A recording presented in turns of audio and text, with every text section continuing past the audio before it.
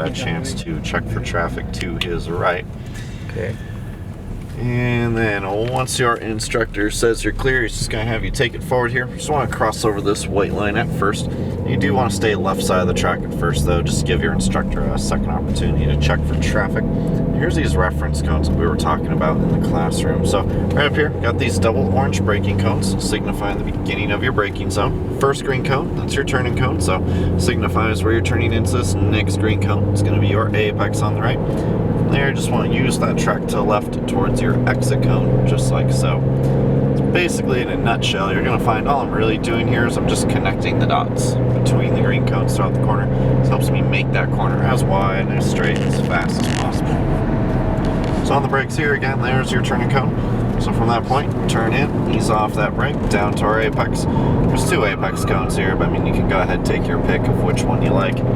There, just use the track towards your exit cone. Keep accelerating here, left side on the brakes.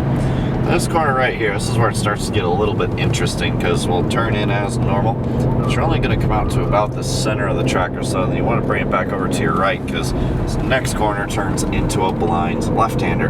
However, you will notice once it gets to the apex, the rest of the track actually opens up quite nicely to the right, so it's a little faster than it looks. This corner is very tight, so as a result, we've got a very late turn-in and also a very late apex. That way we can give ourselves a little bit of a straighter and therefore a little bit of a faster exit. So right here is just a little brake, ease off, left side to your red white, straight line to that turning cone. On the brakes here, turn in, ease off that brake to your apex, start to accelerate. And again, just using that track towards our exits. One quick note here, guys, the blue lines you see on both sides of the track, they are considered out of bounds, so we can't drive in those. Red and white lines, though, those are totally fair game. If you want to use those, it's up to you. And from your turn cone, we'll drive it down to this apex, start to accelerate using the track towards our exit. Keep accelerating here, left side. As across the orange cones on the brakes, and looking ahead of time where we want to go. Turn in, start to accelerate here, center of the track, back over to the right. Just a little bit of brake here, then ease off, left side to that red and white curb. That apex, start to accelerate, again using that track to the right, work your way over to the left, and firm on the brakes here.